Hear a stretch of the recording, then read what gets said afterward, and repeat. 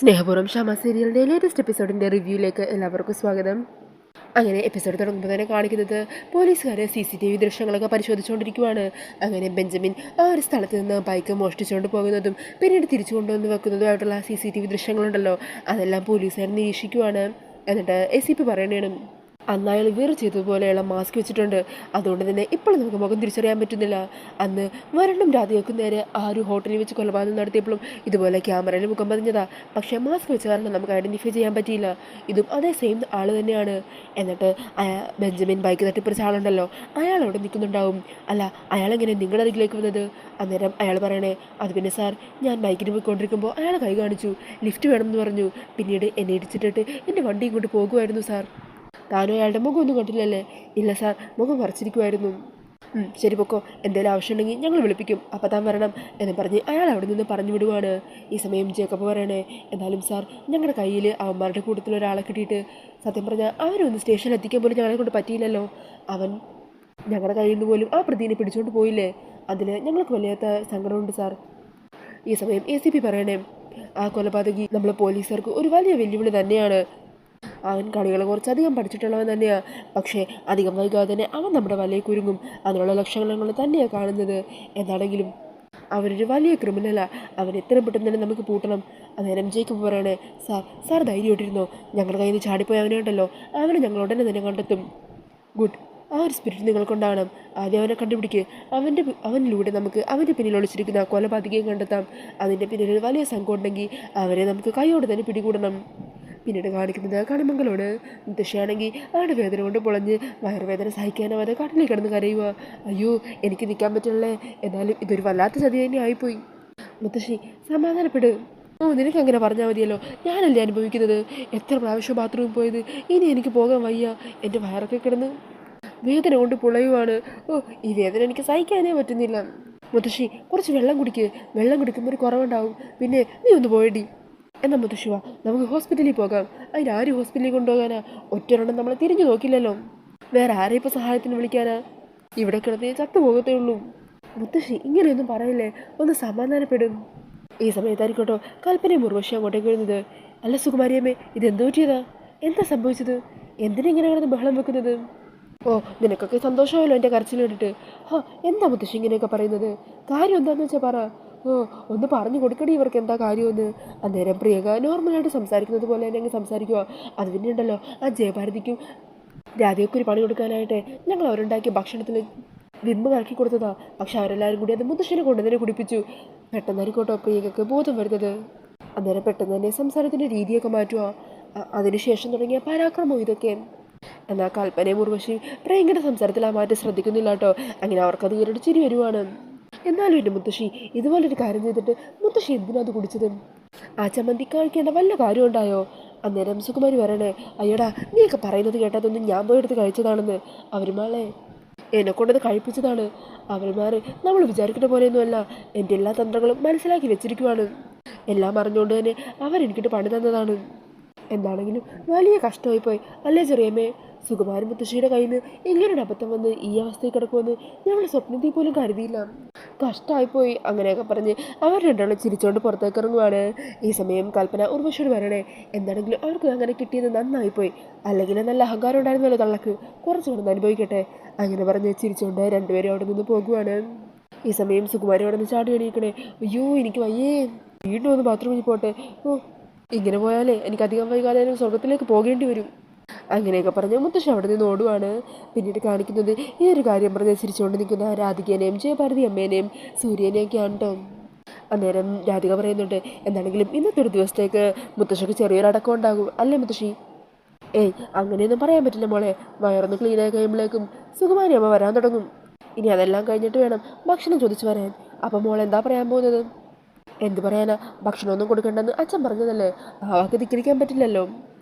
അതെ, നമ്മളെ പരമേശ്വരൻ്റെ ആ വാക്ക് ശിരസാ വഹിക്കണം. രണ്ടിനും ഒരു തുള്ളി ഭക്ഷണം പോലും കൊടുക്കാൻ പാടില്ല. എന്താന്ന് വെച്ചാൽ കാണിക്കട്ടെ, വിശപ്പ് സഹിക്കുകയോ പട്ടിണി കിടക്കുകയോ എന്തോ വേണമെങ്കിലും കാണിച്ചോട്ടെ. അന്നേരം സൂര്യൻ പറയുന്നുണ്ട്, അതെ, എന്താണെങ്കിലും ഇനി ഗർഭിണിയെ നമ്മൾ നോക്കിയില്ലെന്ന് പറഞ്ഞ് അവർക്ക് പരാതിയൊന്നും കൊടുക്കാൻ പറ്റില്ലല്ലോ.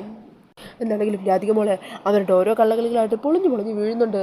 അന്നേരം ജയഭാരതി പറയണേ, അത് ശരിയാ, നമ്മളവരുടെ ഓരോ കള്ളക്കളി പിടികൂടുന്നുണ്ടെന്ന് അവർക്കും മനസ്സിലായിട്ടുണ്ട്. ആ ഒരു പേടി സുകുമാരി അമ്മയുടെ മനസ്സിൽ തട്ടിയിട്ടുണ്ട്. അവരതുകൊണ്ട് ഇനി എന്ത് ചെയ്യുമെന്ന് പറയാൻ പറ്റില്ല. ഇനി പിടിച്ചു നിൽക്കാനായിട്ട് അവസാനത്തെ വല്ല അടവെടുത്ത് കളയുമോന്നും അറിയില്ല. എന്നാണെങ്കിലും നമ്മളെ കണ്ണു തുറന്ന് അവരുടെ ചുറ്റിലും തന്നെ ഉണ്ടാവണം. ഭഗവാൻ മോളുടെ കൂടെ ഉണ്ടല്ലോ, അതുകൊണ്ട് തന്നെ ഇതുപോലുള്ള അവരുടെ കള്ളത്തരങ്ങളും ദുശ്ചിന്തകളൊക്കെ ഭഗവാൻ കൃത്യസമയത്ത് തന്നെ മോൾക്ക് കാണിച്ചു തരും. അങ്ങനെ അത് കണ്ടറിഞ്ഞ് ആവശ്യത്തിന് വേണ്ട കാര്യങ്ങൾ നമ്മുടെ ഭാഗത്തുനിന്നും ചെയ്തു കൊടുത്താൽ മാത്രം മതി. അധികം വൈകാതെ തന്നെ സുകുമാരിനെയും ബ്രെങ്കിനെ നമുക്ക് ഇവിടെ നിന്ന് പുറത്താക്കാൻ പറ്റും. നമ്മളിതുപോലെ ഒറ്റക്കെട്ടായിട്ട് നിന്നാൽ മാത്രം മതി. പിന്നീട് കാണിക്കുന്നത് ഷാമയുടെ വീടാണ്. അങ്ങനെ അമൃത ഷാമയുടെ അരികിലേക്ക് മാഗസീനിൽ വന്ന ഒരു ഫോട്ടോയായിട്ട് ഓടി വരിക. ദേ ഷാമേ, ഇത് കണ്ടോ, നോക്കിക്കേ. അങ്ങനെ ആ മാഗസിൻ ഷാമയുടെ കൈ കൊടുക്കുവാണ്. അതിൽ നോക്കുമ്പോൾ കാണുന്നത് രാധികയുടെ ഷാമയുടെ ഫോട്ടോയൊക്കെ വെച്ച് അതിൽ വന്നിരിക്കുന്നൊരു വാർത്തയുണ്ടോ, ശരീരവും ശാരീരവും ഒന്ന്. അങ്ങനെ ഷാമയുടെ പാട്ടിനെയും അതേപോലെ തന്നെ പാടുന്ന രാധികയെ കുറിച്ചും കാണാൻ അതേപോലെയുള്ള രാധികയുടെ പെരുമാറ്റവും ആരാധകരെ മുഴുവൻ അമ്പരിപ്പിക്കുന്നതാണ് എന്നുള്ള രീതിയിലുള്ള വാർത്തയൊക്കെ കാണുവാണ്. അത് കഴിഞ്ഞിട്ട് ഷാമക്ക് ഒത്തിരി സന്തോഷമാകുവാണ്. എൻ്റെ മോള് ഞാൻ ആഗ്രഹിച്ചാലും വലിയ പ്രശസ്തിയിലേക്ക് പോകുവാണ് അല്ലേ ഏട്ടത്തി. ഞാനും എൻ്റെ മോളും ഒരേ ഫ്രെയിമിൽ ഈ ഒരു ദിവസത്തിനായിട്ട് എത്ര നാൾ കാത്തിരുന്നെന്നറിയോ. എൻ്റെ മനസ്സ് നിറഞ്ഞു. ഈ സമയം അമൃത പറയുന്നുണ്ട്, അല്ലെങ്കിൽ തന്നെ കാണുന്നവരെല്ലാം ഷാമയുടെ അതേപോലെ രൂപമാണ് രാധികയ്ക്കെന്ന് പറയുമല്ലേ. രാധിക മോളോടും എത്ര പേര് അങ്ങനെ പറഞ്ഞിട്ടുണ്ട്. മോളത് വന്ന് നമ്മളോട് പറഞ്ഞിട്ടുള്ളതല്ലേ. മാത്രമല്ല പാട്ടും ഒരേപോലെ. അപ്പം പിന്നെ ആൾക്കാർ പറഞ്ഞില്ലെങ്കിലല്ലേ അത്ഭുതമുള്ളൂ. സത്യം പറയാലോ ഏട്ടത്തി, ഈ വാർത്ത കണ്ടപ്പോൾ എൻ്റെ മനസ്സ് നിറഞ്ഞു. കുഞ്ഞുനാളിലെ തൊട്ട് എൻ്റെ മോൾക്ക് വേണ്ടി ഒന്നും ചെയ്യാൻ പറ്റാതെ പോയ ഭാഗ്യം കേട്ട അമ്മയായി പോയിരുന്നില്ല ഞാൻ. എന്നാൽ ഇപ്പോൾ എൻ്റെ മോൾ ഉയരങ്ങളിലെത്തി. അവളുടെ ഈ വളർച്ച കാണാൻ തന്നെയാണ് ഞാൻ ആഗ്രഹിച്ചതും. അങ്ങനെ ഷമ ഫോണെടുത്ത് രാധികനെ വിളിക്കാൻ തുടങ്ങുക. അത് കാണുമ്പോൾ അമൃത ചോദിക്കണേ, ആരെ വിളിക്കുന്നത്, മോളെയാണോ? അതെ. അങ്ങനെ രാധികയുടെ ഫോണിലേക്ക് വിളിക്കുക. ആ ഫിദ മാഡം പറഞ്ഞോ. അന്നേരം ഷമ പറയണേ, മോളെ തിരക്കിലാണോ? അല്ല മാഡം. എന്നാൽ മോള് ഒന്നിങ്ങോട്ട് വരാവോ? ഇന്ന് തന്നെ വരുമോ? അതിനെന്താ, വരാമല്ലോ. എന്നാൽ മോള് ഇപ്പം തന്നെ ഇറങ്ങിക്കോ, ലേറ്റ് ആകണ്ട. അല്ല എന്തു പറ്റി, മാഡത്തിന് എന്തെങ്കിലും കുഴപ്പമുണ്ടോ? എനിക്കൊരു കുഴപ്പമില്ല കുട്ടി, ഞാൻ ഹാപ്പിയാണ്. മോളിങ്ങോട്ട് വാ, എന്താ കാര്യം എന്നുള്ളതൊക്കെ ഇവിടെ വരുമ്പോൾ പറയാം. അതുവരെ അതൊരു സർപ്രൈസ് ആയിട്ടിരിക്കട്ടെ. അങ്ങനെ പറഞ്ഞ് ഫോൺ കെട്ടുകയുമാണ്. ഈ സമയം രാധിക അതെന്താണെന്നാവോ ഇങ്ങനെ ഒന്ന് ആലോചിക്കുവാണ് കേട്ടോ. അന്നേരം അമൃത ചോദിക്കുന്നുണ്ട്, അല്ല ഷാമേ, എന്താ ഉദ്ദേശം? മോളെ ഇത് കാണിക്കാനാണോ? അതേ ഏട്ടത്തി, മോളെ ഇത് കാണിക്കണം. എല്ലാ സത്യങ്ങളും എനിക്കിനി അവളോട് തുറന്നു പറയണം. ഇനിയും ഈ ഒളിച്ചുകളിയുടെ ആവശ്യമില്ലെന്നാണ് തോന്നുന്നത്. എനിക്കെൻ്റെ മോളെ അടുത്ത് നിന്നുകൊണ്ട് ഒളിവും മറയും ഒന്നുമില്ലാതെ സ്നേഹിക്കണം ഏട്ടത്തി. പിന്നീട് കാണിക്കുന്നത് വരൻ്റെ ഓഫീസാണ്. വരൻ അങ്ങനെ ഓഫീസിലൊരു ഫയലൊക്കെ നോക്കിക്കൊണ്ടിരിക്കുക. അന്നേരം ബെഞ്ചമിനും അടുത്തുണ്ടാവും. അന്നേരം ബെഞ്ചമിൻ പറയുന്നുണ്ട്, ഈ KNC കമ്പനിയുമായിട്ട് നമുക്ക് 4 വർഷം മുമ്പേ ഒരു കോൺട്രാക്ട് തുടങ്ങിയതാണ്. അതിനുശേഷം അടുത്ത ഇയറിൽ കുറച്ചുകൂടി ഗ്രോത്ത് ഉണ്ടായിട്ടുണ്ട്. അങ്ങനെ ആ കമ്പനിയുമായിട്ടുണ്ടായ നേട്ടങ്ങളെക്കുറിച്ച് ബെഞ്ചമിൻ പറയുവാണ് കേട്ടോ. പക്ഷേ ഇതിൽ ഒരു കാര്യമുണ്ട് സാർ, നമ്മൾ അവർക്ക് കൊടുത്ത പേയ്മെൻറ്റിൻ്റെ മുഴുവൻ സാധനങ്ങളും നമ്മൾ അവരുടെ കയ്യിൽ നിന്നും പർച്ചേസ് ചെയ്തിട്ടില്ല. ചിലപ്പോൾ ഇതിനു മുമ്പുണ്ടായ അക്കൗണ്ടിൻ്റെ മിസ്റ്റേക്ക് ആകാം. അതും അല്ലെങ്കിൽ ഇതിനു മുമ്പ് ഉണ്ടായിരുന്ന ചന്ദ്രശേഖരൻ സാറുണ്ടല്ലോ, അയാൾ കാണിച്ച എന്തെങ്കിലും തിരിമറിയോ മറ്റോ ആയിരിക്കാം. ബെഞ്ചമിൻ പറഞ്ഞത് നേരാണ്. എന്താണെങ്കിലും ഇനി ഇതുപോലുള്ള കാര്യങ്ങളിൽ ഞാനും താനും മാത്രം ഒരു ഇടപെടുന്നത്. Anyway thank you Benjamin. ഇതുപോലുള്ള ചെറിയ കാര്യങ്ങൾ പോലും താൻ ഇത്രയും കൃത്യമായിട്ട് നോട്ട് ചെയ്യുന്നുണ്ടല്ലോ. അങ്ങനെ അതൊക്കെ കേട്ട ബെഞ്ചമിൻ സന്തോഷിച്ചിരിക്കുകയാണ്. ഈ സമയത്തായിരിക്കും കേട്ടോ CA ജേക്കബ് അങ്ങോട്ടേക്ക് എത്തുന്നത്. വരൂ സാർ, ഇരിക്കൂ.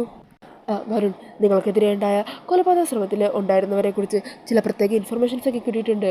അതിലൊരാളെ ഞങ്ങൾ ഇന്ന് കൈയോടെ പിടികൂടിയതാ. പക്ഷേ അയാളെ രക്ഷിക്കാനായിട്ട് അവരുടെ ഗ്യാങ്ങിലുണ്ടായ ആ കില്ലറുണ്ടല്ലോ, നിങ്ങളെ ആ ഹോട്ടലിൽ വെച്ച് ഫോളോ ചെയ്ത അയാളെ രക്ഷിക്കാൻ വന്നിരുന്നു. അയാൾ ഒരു വണ്ടി തട്ടിയെടുത്ത് അതിലാണ് ആ പ്രതിനെ രക്ഷിച്ചുകൊണ്ട് പോയത്. എന്നിട്ട് തിരികെ ആ മോഷ്ടിച്ച വണ്ടി അതേ സ്ഥലത്ത് തന്നെ കൊണ്ടുവന്ന് വെക്കുകയും ചെയ്തു. CCTV ദൃശ്യങ്ങളിൽ നിന്നും അയാളുടെ ഫേസ് ഞങ്ങൾക്ക് കിട്ടിയിട്ടുണ്ട്. ഇതാ വരണ ഫോട്ടോ എന്ന് കാണൂ എന്നും പറഞ്ഞ് ആ ഒരു ഫോട്ടോ വരണ കാണിച്ചു കൊടുക്കുവാണ്. അന്നേരം ബെഞ്ചമിനാണെങ്കിൽ പിടികൂടിയോ എന്നുള്ള ടെൻഷനിൽ ഞെട്ടിയിറച്ച് നിൽക്കുവാണ്. ഈ സമയം വരണ ഫോട്ടോയൊക്കെ നോക്കുവാണ് കേട്ടോ. എന്നിട്ട് ബെഞ്ചമിനെ ഒന്ന് നോക്കുന്നുണ്ട്. അന്നേരം എല്ലാം തീർന്നു എന്നുള്ള മട്ടിൽ ബെഞ്ചമിൻ ടെൻഷനിൽ നിൽക്കുവാണ്. ഈ സമയം പോലീസ് പറയണേ, അന്ന് നിങ്ങളെ ഹോട്ടലിൽ വെച്ച് പിന്തുടർന്ന അതേ CCTV ദൃശ്യങ്ങളിൽ നിന്നും കിട്ടിയ ഫോട്ടോയും ഈ CCTV ദൃശ്യത്തിൽ നിന്നും കിട്ടിയ ഫോട്ടോയും രണ്ടും ഒന്ന് തന്നെയാണ്. രണ്ടിലും ഒരാൾ തന്നെയാണ് ഉള്ളത്. പക്ഷേ രണ്ടിലും ആളുടെ മുഖം വ്യക്തമല്ല. ശരീരപ്രകൃതിയിൽ നിന്നും ആളൊന്നാണെന്ന് തന്നെ മനസ്സിലായിട്ടുണ്ട്. അന്നേരം വരുൺ ചോദിക്കണേ, അല്ല സാർ, അയാൾ മോഷ്ടിച്ച വണ്ടി ഇതിന് അതേ സ്ഥലത്താണ് തിരികെ വെച്ചത്? അത് വരും ഈ പ്രൊഫഷണൽ കില്ലേഴ്സിൻ്റെ രീതിയാണ്. അവർക്ക് മറ്റൊരാളിൽ നിന്നും വ്യത്യസ്തമായിട്ട് ചില ട്രേഡ് മാർക്കൊക്കെ ഉണ്ടാകുമല്ലോ, അങ്ങനെ എന്തെങ്കിലും രീതിയായിരിക്കും. എന്നാണെങ്കിലും ഒരു കാര്യം ഉറപ്പാണ്, അയാൾ വണ്ടി എടുത്തതും വെച്ചതുമൊക്കെ വരുണിൻ്റെ ഓഫീസിൻ്റെ 50 മീറ്റർ ചുറ്റളവിൽ നിന്നുകൊണ്ട് തന്നെയാണ്. അതിനർത്ഥം കൊലപാതകി നിങ്ങളുടെ മുമ്പിൽ തന്നെയുണ്ട്. അതുകൊണ്ട് വരുൺ കൂടുതലൊന്ന് ശ്രദ്ധിക്കണം. ശരി സാർ, ഓക്കെ. അങ്ങനെ പറഞ്ഞ് അവരവിടെ നിന്നും പോകുവാണ്. ഈ സമയം ബെഞ്ചമിൻ പറയുന്നുണ്ട്, എന്നാലും സാർ, സാറിനെ പോലെ ഇത്രയും നല്ല ഒരാളെ കൊല്ലാൻ ഒരു കൊലപാതകി നടക്കുന്നുണ്ടെന്ന് അറിയുമ്പോൾ സത്യം പറയാമല്ലോ സാർ, എനിക്ക് വിശ്വസിക്കാൻ പറ്റുന്നില്ല. എന്താണെങ്കിലും എനിക്ക് സാറിനോട് പറയാനുള്ളത് ഒരു കാര്യമാണ്. അതാ എസ് ഐ പറഞ്ഞ കാര്യങ്ങൾ തന്നെയാണ്. കൊലപാതകി സാറിൻ്റെ മുമ്പിൽ തന്നെയുണ്ട്, സാർ സൂക്ഷിക്കണം. അങ്ങനെ പറഞ്ഞ് ചിരിച്ചുകൊണ്ടിരിക്കുവാണ് ബെഞ്ചമിൻ. പിന്നീട് കാണിക്കുന്നത് ബെഞ്ചമിൻ ചന്ദ്രശേഖരനെ കാണാനായിട്ട് ജയിലിലെത്തുന്നതാണ്. അന്നേരം ചന്ദ്രശേഖരൻ ബെഞ്ചമിനെ കാണുമ്പോൾ പറയണേ, ബെഞ്ചമിൻ, സത്യം പറയാലോ, താൻ ഞങ്ങളെ ഞെട്ടിച്ചു കളഞ്ഞു. തൻ്റെ ഓരോ പ്രവൃത്തികളും കാണുമ്പോൾ എനിക്കൊത്തിരി സന്തോഷമുണ്ട്. ഞാൻ ജയിലിൽ കിടക്കുന്നുണ്ടെങ്കിലും എൻ്റെ മനസ്സിലെ എല്ലാ പ്ലാനുകളും ഇപ്പോൾ തന്നെ കേന്ദ്രീകരിച്ചുകൊണ്ടുള്ളതാണ്. താൻ പറഞ്ഞതുപോലെ തന്നെ വരണിൻ്റെ ഒപ്പം മാനേജറായിട്ട് വരണിൻ്റെ വിശ്വസ്തനായിട്ട് അവിടെ കയറി കഴിഞ്ഞല്ലോ. ഇനി തന്നെ വെച്ച് ആ കണിമംഗലം കമ്പനി മൊത്തം തകരണം. അക്കാര്യത്തിൽ സാറിന് ഇനി ഒരു സംശയം വേണ്ട. വരണിൻ്റെ ഒരു വിശ്വസ്തനായ സുഹൃത്തായി ഞാനിപ്പോൾ എന്ത് കാര്യത്തിലും എന്നോട് ചോദിച്ചിട്ട് വരനൊരു തീരുമാനം എടുക്കൂ. നമ്മുടെ ആദ്യത്തെ ലക്ഷ്യം സാറിന് ഇവിടെ നിന്ന് പുറത്തിറക്കുക എന്നുള്ളതാണ്. അന്നേരം ചന്ദ്രശേഖരൻ പറയണേ, അതെ, എത്രയും പെട്ടെന്ന് തന്നെ എനിക്ക് ഇവിടുന്ന് പുറത്തിറങ്ങണം. അതിന് പണം ആവശ്യമാണ്. ഇപ്പോഴാണെങ്കിൽ നല്ല ടൈറ്റുള്ള അവസ്ഥയുമാണ്. അന്നേരം ബെഞ്ചമിൻ പറയുന്നുണ്ട്, എനിക്കൊരു സഹോദരിയുണ്ട്, അവൾ അത്യാവശ്യം റിച്ചാണ്. ഞാൻ അവളോട് പറഞ്ഞ് കാശ് സംഘടിപ്പിക്കാം. പക്ഷേ എൻ്റെ സഹോദരിയാണെങ്കിലും അങ്ങനെ കണ്ണടച്ചൊന്നും അവൾ കാശ് തരില്ല. ഗൗതം കുറച്ച് ഡോക്യുമെൻറ്റ്സിലൊക്കെ സൈൻ ചെയ്ത് കൊടുക്കേണ്ടി വരും. അതൊക്കെ ഞാൻ ഗൗതമിനോട് പറഞ്ഞോളാം. അവൻ വേണ്ടതുപോലെ ചെയ്തോളും. പല ഉന്നതത്തിലുള്ളവർക്കും കൈമുടക്ക് കൊടുക്കേണ്ടതുണ്ട്. സത്യം പറയാലോ, തന്നെ ഞങ്ങളൊരു വാടകക്കൊലയാതി ആയിട്ടാണ് ഇങ്ങോട്ടേക്ക് ഇറക്കിയത്. പക്ഷേ സത്യം പറഞ്ഞാൽ ഇപ്പോൾ എന്നെ ജയിലിൽ നിന്ന് പുറത്തിറക്കാൻ പോലും പണത്തിന് പോലും താനാണിപ്പോൾ മുമ്പിട്ട് ഇറങ്ങുന്നത്. ബെഞ്ചമിൻ, ഇതിലുള്ള നന്ദി എനിക്ക് എപ്പോഴും തന്നോടുണ്ടാവും. സാർ ധൈര്യമായിട്ടിരിക്കുക. സാറിനെ എത്രയും പെട്ടെന്ന് ഇവിടെ നിന്ന് പുറത്തിറക്കി കളിമംഗലം ഗ്രൂപ്പിൻ്റെ അധികാരിയാക്കി മാറ്റണം. എന്നിട്ട് വേണം ഈ ബെഞ്ചമിന് തിരികെ പോകാനായിട്ട്. അങ്ങനെ ആ വാക്കുകളൊക്കെ കേട്ട് സന്തോഷിച്ച് നിൽക്കുന്ന ചന്ദ്രശേഖരനെയൊക്കെ കാണിച്ചുകൊണ്ടാണ് എപ്പിസോഡ് തീരുന്നത്. പിന്നീട് പ്രൊമോയിൽ കാണിക്കുന്നത് മുത്തശ്ശിയും പ്രിയങ്കയൊക്കെ ഭക്ഷണമൊന്നും കിട്ടാതെ വിശന്ന് വലഞ്ഞിരിക്കുവാണ്. അങ്ങനെ വിശപ്പ് സഹിക്കാനാവാതെ ഭക്ഷണം ചോദിച്ച് അവർ അടുക്കളയിൽ എത്തുന്നുണ്ട് കേട്ടോ. ഈ സമയം ജയഭാരതിയും പത്മിനിയും രാധികയൊക്കെ അടുക്കളയിലുണ്ടാകും. അന്നേരം വിശക്കുന്നു, എന്തെങ്കിലും ഭക്ഷണം താന്ന് പറയുമ്പോൾ ജയഭാരതി പറയണേന്, അല്ല, പരമേശ്വരൻ പറഞ്ഞത് നിങ്ങളുടെ മുമ്പിൽ വെച്ചിട്ടല്ലേ. ഇനി ഒരു തുള്ളി ഭക്ഷണം പോലും നിങ്ങൾക്ക് കൊടുക്കരുതെന്നാണ് പറഞ്ഞത്. ഞങ്ങൾക്ക് എന്താണെങ്കിലും ആ വാക്ക് ധിക്കരിക്കാൻ പറ്റില്ല. അല്ല, എൻ്റെ കാര്യം വിട്ടേക്ക്, ഈ കൊച്ചിൻ്റെ കാര്യങ്ങളും ഒന്ന് നോക്കിക്കൂടെ. അവൾക്ക് വിശക്കുന്നു. അതെ, നിങ്ങൾക്ക് പുറത്തൊക്കെ വലിയ ബന്ധങ്ങളൊക്കെ ഉള്ളതാണല്ലോ. അപ്പോൾ അവരോട് വേണമെങ്കിൽ ഭക്ഷണം കൊണ്ടുവന്ന് തരാൻ പറ, അല്ലെങ്കിൽ പുറത്ത് പോയി കഴിക്ക്. അതിലൊന്നും ഞങ്ങൾക്ക് ഒരു വിരോധവും ഇല്ല. പിന്നീട് കാണിക്കുന്നത് എന്തൊരു വാർത്ത കേട്ട് ടെൻഷനിൽ നിൽക്കുന്ന ശ്യാമനെയാണ് കേട്ടോ. ഈ സമയം ശ്യാമ ഭയത്തോടു കൂടി അമൃതയോട് പറയണേ, എടുത്തി, അവൾ നിൽക്കുന്നത് അപകടത്തിന് മുമ്പിലാണ്. എപ്പോൾ വേണമെങ്കിലും അവൾക്കെതിരെ അറ്റാക്ക് ഉണ്ടാകാം. അങ്ങനെ പറഞ്ഞ ടെൻഷനോട് കൂടി നിൽക്കുന്ന ശ്യാമേനെയാണ് കേട്ടോ പ്രൊമോയിൽ കാണിക്കുന്നത്. അപ്പോൾ ഈ ഒരു റിവ്യൂ ഇഷ്ടമായിട്ടുണ്ടെങ്കിൽ മറക്കാതെ വീഡിയോ ഒന്ന് ലൈക്ക് ചെയ്യണേ. ഇതുപോലുള്ള കൂടുതൽ റിവ്യൂസിനായിട്ട് ഈ ചാനൽ ഒന്ന് സബ്സ്ക്രൈബ് ചെയ്തും കൂടി സപ്പോർട്ട് ചെയ്യണേ. താങ്ക്